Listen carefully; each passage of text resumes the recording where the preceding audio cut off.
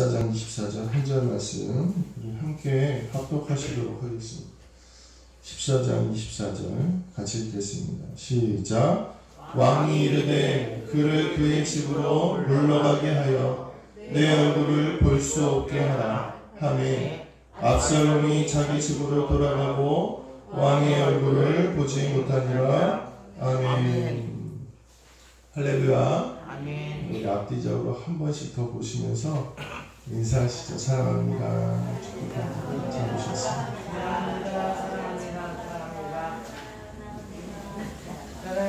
잘 오셨습니다. 네, 잘 오셨습니다. 사랑합니다. 제가 원래 목소리가 꾀꼬리 같았었는데 갑자기 다시 또 이렇게 되네요. 좀 주중에 좀 괜찮아져서 맑아졌었어요. 그러니까 걱정하지 마시고요. 아마 다시 좋아질 것 같습니다.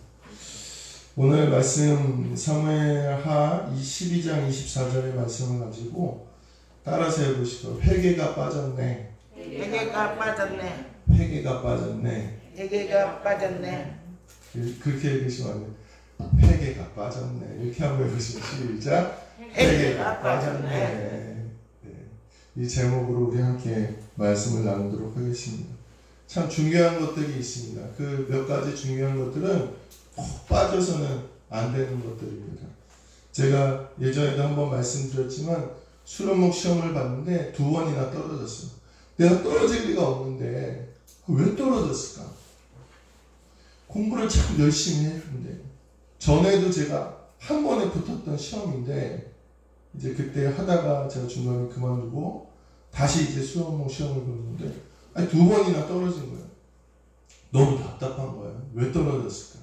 그래서 제가 전화를 했어요. 제가 도대체 무슨 과목에서 떨어졌습니까?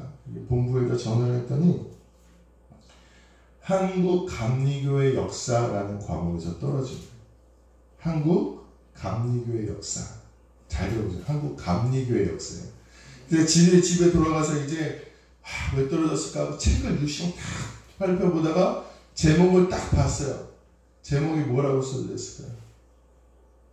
한국 기독교의 역사. 이렇게 감리교의 역사를 공부해야 되는데 제가 2년 동안 무슨 책을 봤냐면 똑같은 책이 있는 거예요. 한국 기독교의 역사하고 감리교의 역사가 있는데 한국 기독교의 역사를 본 거예요. 그러니까 이제 시험이 어려울 수밖에 없죠. 내가 이거 분명히 책을 다 공부했는데 공부하지 않은 것들이 나오니까 그래서 떨어졌던 것입니다. 중요한 부분을 놓치면요 아무리 열심히 해도 안 된다는 걸 사실을 제가 그때 깨달았습니다. 아주 중요한 부분이 잘못되었기 때문에 열심히 하고 노력했지만 좋은 열매를 맺을 수 없었다는 것입니다. 신앙생활도 마찬가지예요. 내가 열심히 하고 내가 하나님 앞에 올바로 선다고 하지만 잘 안 될 때가 있습니다. 노력해도 좋은 열매를 맺지 못할 때가 있어요. 그때는 뭐를 돌아봐야 되냐? 혹시 내가 중요한 것을 빠뜨리지는 않았나? 내가 하나님 앞에서 정말 중요한 것을 놓치고 있지는 않았나? 우리가 돌아봐야 된다는 것입니다. 오늘 본문 앞장에서는 다윗의 가족에게 일어난 아주 참혹한 일들을 이야기하고 있습니다. 다윗의 맏아들이었던 암논이라는 왕자가 장자죠. 이 암논이라는 왕자가 자기의 이복 여동생 다말을 강간합니다. 그리고 버려버려요. 하나님이 다윗에게 말씀하신 저주가 시작된 것입니다. 다말도 큰 상처를 받았고 그것을 지켜본 다윗의 또 다른 아들 이 다말의 친오빠 압살롬이라는 왕자가 이 복수를 계획해서 다윗의 장자 암논을 죽입니다. 같은 형제들끼리 같은 가족들끼리 죽이는 그런 사건이 벌어진 거예요. 다윗은 장자를 잃고 또 압살롬은 그 암논을 죽인 다음에 도망가요. 그술로 도망갑니다. 자기 외갓집으로 도망가고 또 다말은 상처를 받아서 평생 집에 칩거하게 됩니다. 아주 끔찍한 일이 벌어난 거죠. 그러나 다윗은 이 모든 것이 자신의 죄가에 따른 하나님의 징계임을 인정하고 받아들여요. 참 대단한 것 같아요. 우리도 원망할 법하잖아요. 아유, 하나님 이렇게까지 하실 거 있습니까? 내가 아무리 잘못해도 그럴 만도 한데 다윗은 원망하지 않고 불평하지 않고 견디어냅니다. 그로부터 이제 3년이라는 시간이 지나요. 3년이 지나니까 이제 다윗이 어떻겠어요? 마음이 조금 누그러지고 상처가 조금은 그래도 아물어가기 시작한 때였어요. 이제 도망갔던 압살롬이라는 아들도 도망지에서 다시 돌아오게 됩니다. 그러면 다윗의 집에 이제 평화가 왔을까요? 그렇지 않다는 거예요. 이상하게도 압살롬이 돌아왔어요. 용서를 받고 돌아왔어요. 다윗왕의 용서를 받고 돌아왔는데 이 압살롬 왕자가 다윗에게 반역을 일으킵니다. 다윗을 죽이려고 쫓아다니고요. 거의 성공할 법합니다. 다윗은 아주 큰 고생을 그로 인하여 하게 된다는 거예요. 참 이상하지 않습니까? 다윗이 자기 형을 죽인 그 아들을 용서했음에도 불구하고 다시 그 집안에 큰 어려움이 닥치게 되었습니다. 왜 이 어려움이 계속되었는가 오늘 본문을 살펴보니까 오늘 본문 말씀이 있는 거예요. 뭐라고 되어 있습니까? 그를 집으로 물러가게 하여 내 얼굴을 볼 수 없게 하라. 도망갔다 돌아온 아들, 큰 죄를 짓고 쫓겨났다가 돌아온 아들을 만나서 어떻게 해야 됩니까? 너 왜 그랬어? 너 그게 하나님 앞에 얼마나 큰 죄냐? 너 나랑 같이 회개하자. 너 나랑 하나님 앞에 다시 눈물로 회개하고 돌이키고 다시 하나님 잘 섬기자. 회개하고 가르쳐야 되는데 그 중요한 것이 빠졌다는 것을 오늘 본문은 이야기하고 있다는 거예요. 자녀가 잘못하면 어떻게 합니까? 물론 요즘에는 인격적으로 존중해야 된다 그러고 인권을 침해하지 않아야 된다고 하지만 저는 가끔 매를 들어요. 맴매를 합니다. 언제 맴매를 하느냐? 제가 잘 나쁘다고 생각하는 게 있어요. 그게 뭐냐? 거짓말하는 거예요. 거짓말. 그래서 저는 거짓말하는 것 같다 그러면 맴매를 듭니다. 그리고 맴매를 들고 때리고만 맙니까? 그렇지 않죠. 야, 때리고 난 다음에 충분히 아이가 잘못했다는 걸 깨달으면 설명해주고, 야, 이건 참 나쁜 거야. 하나님 좋아하시지 않는 거야. 설명해주고, 그 다음에 또 어떻게 합니까? 이 아이를 안아주고, 야, 아빠가 너 미워서 그런 게 아니야. 너가 잘 되기 위해서 내가 지금 너한테 가르쳐주는 거야. 그렇게 얘기를 하고 합니다. 그러니까 이 회개와 화해의 시간에는 이 자녀가 잘 되기 위해서 애쓰는 이 몸부림의 시간이 필요하다는 거예요. 다윗은 압살롬을 용서했습니다. 그런데 거기에는 이 압살롬이 얼마나 큰 죄입니까? 자기 형을 죽인 그 큰 죄에 대한 철저한 회개가 없었던 거예요.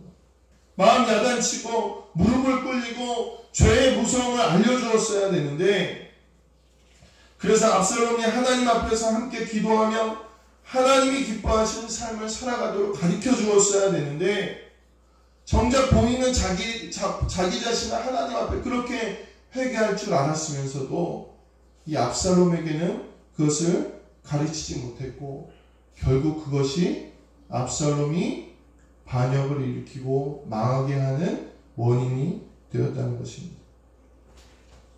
오늘 우리는 아들이 돌아오는 것보다도, 용서하는 것보다도 더 중요한 것은 그 아들을 하나님 앞에 철저한 회개로 나아가게 했어야 된다는 것을 오늘 말씀을 통해 깨닫습니다. 오늘 회개가 빠진 삶, 회개가 빠진 화해, 회개가 빠진 신앙생활, 회개가 빠진 믿음은 오늘 하나님 앞에 미완성이라는 사실을 깨닫게 되시기를 주님의 이름으로 간절히 축원합니다. 예수님이 부활하시고 우리가 그 복음으로 구원을 얻었지만, 하나님 앞에 돌아왔다고 하지만 철저한 회개가 빠진 삶은 다시 하나님 앞에 넘어지게 하고 큰 죄에 빠지게 한다는 것입니다. 그럼 이 회개가 먼저 되는 하나님 앞에 돌이킴이 있는 삶을 살아가시는 우리 성도님들 되시기를 주님으로 간절히 축원합니다. 그렇다면 압살롬이 했어야 될 회개는 과연 무엇인가? 오늘 세 가지로 저와 말씀을 통해 나눠보시게 되길 간절히 소망합니다. 첫 번째로 회개의 첫 걸음은요, 따라서 해보실까요? 자신의 죄를 철저하게 하나님 앞에 고백하는 것입니다. 고백하는 거예요. 회개의 첫 번째가 뭐라고요?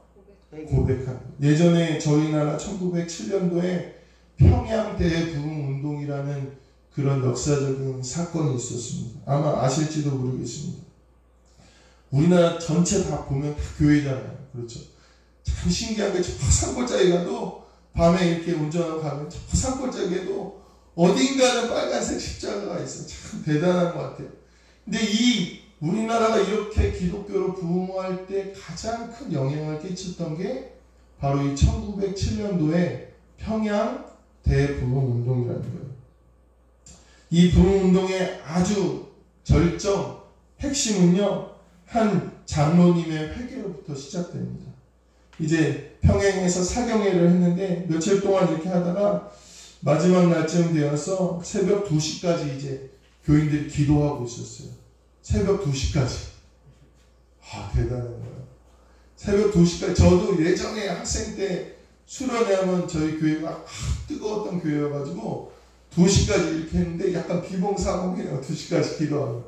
근데 이 평양 대부흥 때 막 사람들이 막 힘을 내서 600명 정도가 모여서 이제 새벽 2시까지 기도하고 있었는데 갑자기 길선주 장로님이라는 분이 자리에서 벌떡 일어나죠.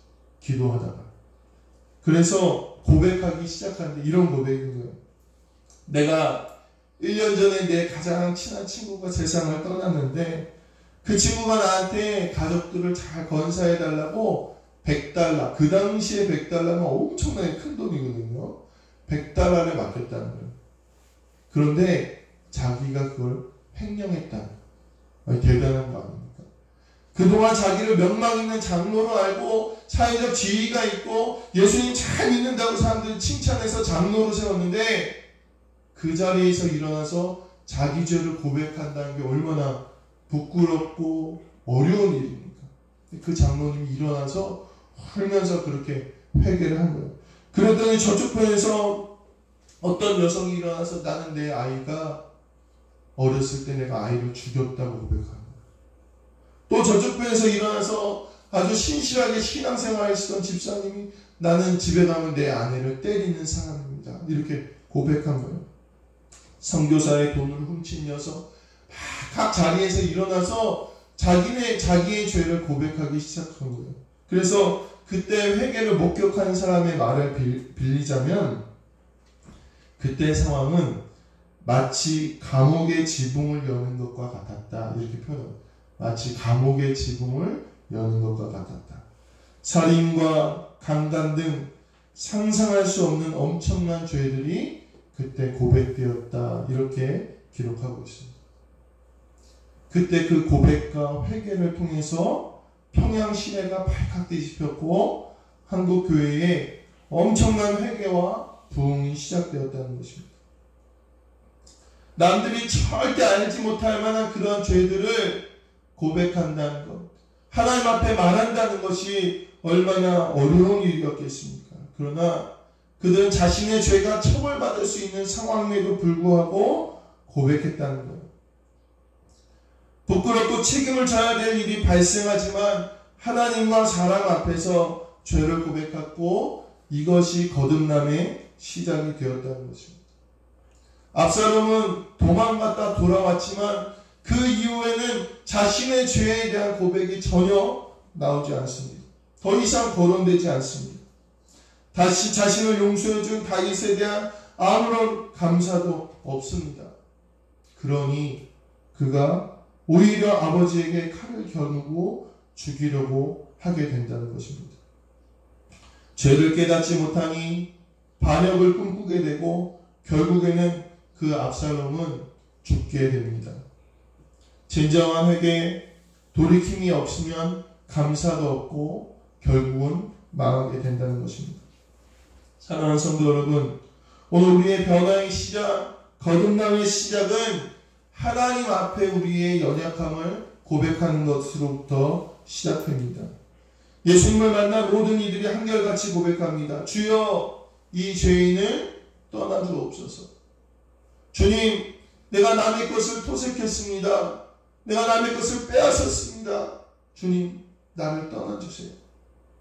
주님, 내가 남편이 많은 여자입니다. 주님, 나를 떠나주옵소서. 이렇게 고백할 때 그 고백으로부터 변화가 시작되고 그 고백으로부터 놀라운 하나님의 은혜가 시작됨을 오늘 기억하게 되시기를 주님의 이름으로 간절히 축원합니다. 그러므로 늘 하나님 앞에 우리의 연약함을 고백할 수 있는 성도님들 되시기를 주님의 이름으로 간절히 축원합니다. 두 번째 이 회개는 뭐냐? 따라서 해보실까요? 완전하게 돌이키는 것입니다. 돌이키는 것입니다. 지난날에 내가 잘못을 돌이켜야 된다는 거예요. 이 압살롬의 가장 큰 잘못은 교만이었습니다. 교만.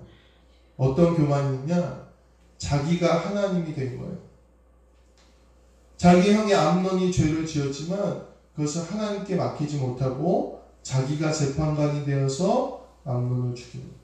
근데 이 재판관이 된다는 것이 얼마나 사실은 두려운 일인지 모릅니다. 소년범을 재판하는 재판장이 계세요. 천종호 판사라는 분이 있습니다. 이분이 어느 날 재판을 하는데 이분이 재판을 하다 가장 마음에 남는 사건이 있다는 거예요. 어떤 사건이냐면 어느 날 재판하는데 한 여자아이가 이제 재판을 받게 되었어요. 죄질이 아주 나빠요. 그래서 가장 무거운 벌이 10호 판결이라고 그래요. 그래서 진짜 소년원에 들어가서 거기에서 감금되어서 생활을 사는 그런 형벌이라고 합니다. 이 아이가 10호 판결을 받아야 되는데 이 아이가 임신 중이라는 거예요. 여자아이인데.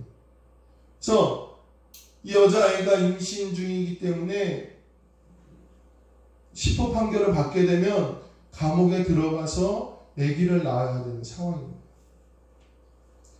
이 판사로서 자기가 그 아이의 인생을 결정해야 된다는 사실이 너무 부담감이었다는 거예요. 결국 그 아이를 이제 10호 판결을 내렸다. 10호 판결. 그래서 소년원에 가게 되었고 아이를 출산하고 자기가 그게 너무나 가슴에 남는다는 것입니다. 그 소년은 그 아이를 이제 입양 보냈다고 그래요. 평생 기억하게 될 거고 그 아이는 부모를 평생 그리워하게 될 텐데 자기가 그 인연을 만들었다는 거에 대해서 너무 미안하고 너무 괴로웠다고 그렇게 고백하는 것을 제가 보았습니다. 판결을 내린다는 게 그런 거예요. 우리가 무엇이기에 우리가 누가 누구를 판단할 수 있겠습니까? 이것은 가장 큰 교만입니다. 압살롬의 죄는 자기가 하나님이 되는 교만이었습니다. 자신의 형 암논을 자기가 죽이고 처벌했습니다. 그런데요, 그 압살롬이 변했을까요? 변하지 않았다는 거예요. 다윗의 용서를 받고 돌아왔음에 그 뒤에 이 압살롬이 어떻게 하느냐? 이제 본격적으로 자기가 판결을 내리기 시작합니다. 성문 어귀에 앉아서 전국 각지에서 재판을 받으러 오는 사람들이 있어요. 누구도 압살롬을 재판장으로 임명하지 않았지만 그곳에서 백성들을 받아들이고 자기가 재판해주고 판결해주기 시작합니다. 그리고 백성들의 환심을 사기 시작합니다. 이 압살롬 매우 교만한 사람이었습니다. 매우 아름다웠고 온 백성들이 그를 칭찬했습니다. 성경에 보니까 이 압살롬을 어떻게 표현하고 있느냐? 발바닥부터 정수리까지 흠이 없었던 사람이다. 이렇게 표현하고 있었다는 거예요. 그는 도망자였지만 돌아왔지만 그 교만함은 여전했고 결국은 자기 아버지도 정죄합니다. 자기 마음대로 행동하기 시작합니다. 암논이 자기가 죽였던 형이 자기의 누이를 강간함으로 그가 분노했지만 이제 압살롬은 아버지의 첩을 강간하게 됩니다. 자기가 재판했던 그 죄를 이제는 압살롬이 짓고도 자기의 죄는 깨닫지 못했다는 것입니다. 결국 하나님께서 다윗에게 저주하는 것이 압살롬을 통해서 이루어집니다. 사무엘하 12장 12절에 보면 너는 은밀히 행하였으나 나는 온 이스라엘 앞에서 백주의 이 일을 행하리라. 다윗이 밧세바를 빼앗은 것처럼 오늘 하나님께서 압살롬의 교만을 통해서 다윗의 첩들을 빼앗기게 하셨다는 것입니다. 오늘 압살롬은 전혀 변화가 없었습니다. 죄를 짓고 도망쳤다 돌아와서 용서를 받았음에도 전혀 변화가 없었기 때문에 다시 그 죄가 반복되었고 변하지 못한 그 삶이 그를 망하게 했다는 것입니다. 다윗은 하나님께 한번 혼나고 나서 회개하고 나서 그의 인생이 완전히 바뀝니다. 정욕에 이끌렸던 그가 이제는 변화되었습니다. 관용을 베풀고 다시는 정욕으로 죄를 짓지 않았습니다. 다윗이 노년의 신하들이 다윗에게 엄청난 미인을 들여보냅니다. 수냄 여인 아비삭이라는 여인을 들여보내는데 이 여인이 얼마나 미인인지 몰라요. 그랬음에도 불구하고 다윗은 동침하지 않았습니다. 왜 그렇겠습니까? 다윗은 밧세바의 그 사건 이후로 매일매일 또 조심하고 또 조심하고 조심했던 것입니다. 그리고 그것이 하나님께서 다윗을 사랑하는 이유였습니다. 그가 한번 죄를 짓고 용서받고 완전히 변화되었기 때문입니다. 자신의 죄에 대한 돌이킴, 결단, 회개, 변화가 없으니 다시 똑같은 죄를 행하여 같은 길에 빠지게 되고 결국은 망하게 된다는 것입니다. 오늘 우리가 하나님 앞에 우리의 연약함과 부족함과 잘못함을 깨달았다면 돌이켜야 되고 삶이 변해야 됨을 잊지 마시게 되기를 간절히 소망합니다. 변하지 않는다면 우리는 압살롬과 같은 모습으로 결말을 맞게 된다는 사실을 꼭 기억하시게 되기를 간절히 소망합니다. 그래서 첫 번째는 고백하고 두 번째는 변화되고 마지막 따라서 해보시고요. 온전하게 순종하는 것입니다. 순종하는 것입니다. 이 회개의 마지막이 뭐라고요? 온전한 순종입니다. 제가 아내한테 가끔 잘못해요. 그리고 나 일찍 들어올게. 그리고 한 8시 넘어서 들어와. 그럼 일단 집에 들어오면 표정이 죄송합니다. 표정이 조금 싸늘해요. 그럼 제가 어떻게 하는지 아세요? 먼저 저희 아내의 말을 경청하게 됩니다. 무슨 말을 하나?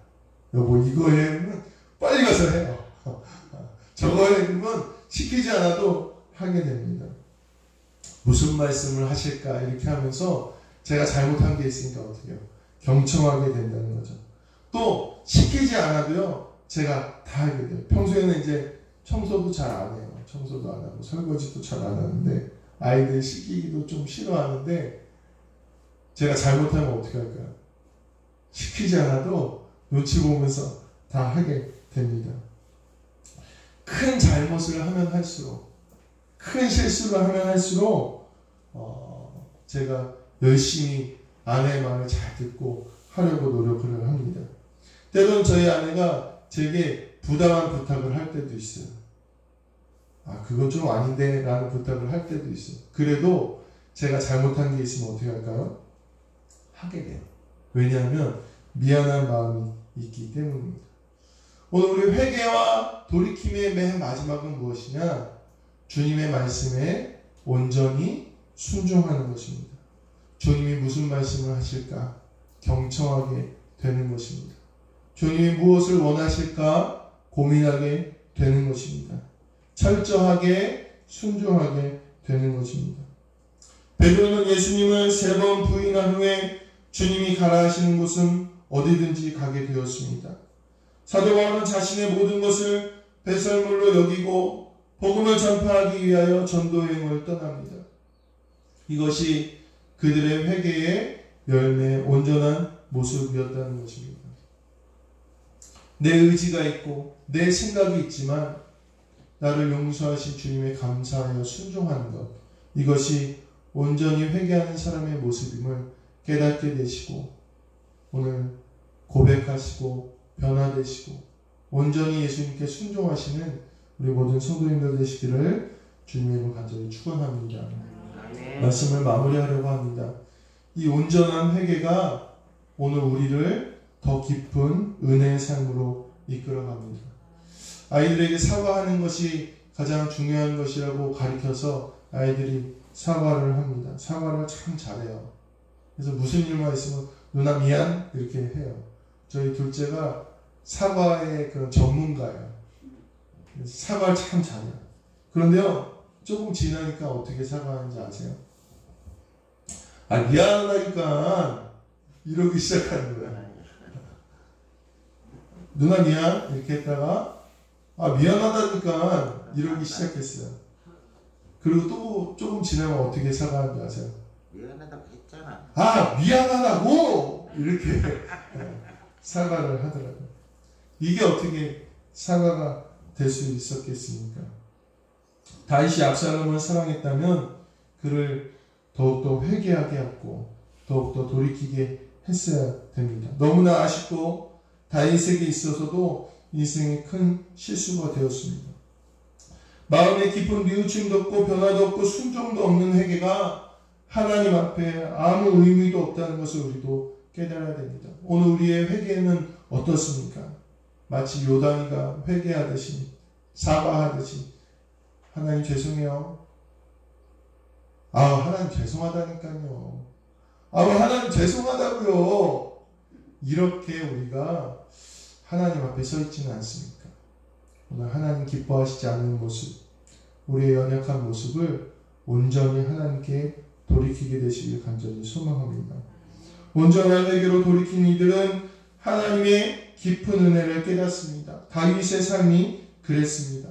죄를 지었어도 실수했어도 변화된 삶이 그 실수를 덮고 하나님의 놀라운 종이 되었다는 것입니다. 오늘 우리가 이 중요한 회개의 삶을, 변화의 삶을 잊지 마시고 오늘 우리도 온전한 회개로 하나님께 나아가셔서 변화된 삶, 은혜의 삶을 살아가시는 우리 모든 성도님들 되시기를 주님의 이름으로 간절히 축원합니다. 기도하시겠습니다. 하나님, 우리가 주님 앞에 잘못됐다고는 하지만 우리의 회개가 주님 앞에 온전한 회개인지 이 시간 말씀을 통해 돌아보게 하여 주옵소서. 매일매일 우리의 부족함을 주님께 아뢰게 하시고 온전히 변화되게 하시고 순종하게 하셔서 하나님, 우리를 용서하신 하나님의 은혜가 우리 모든 성도님들과 제 삶 가운데 넘칠 수 있도록 역사하여 주시옵소서. 주님이 주신 축복과 은혜가 하나님 주님 복된 가문의 삶이 우리 가운데 넘칠 수 있도록 역사하여 주옵소서. 감사드리며 우리 주 예수 그리스도의 이름으로 기도하옵나이다. 아멘.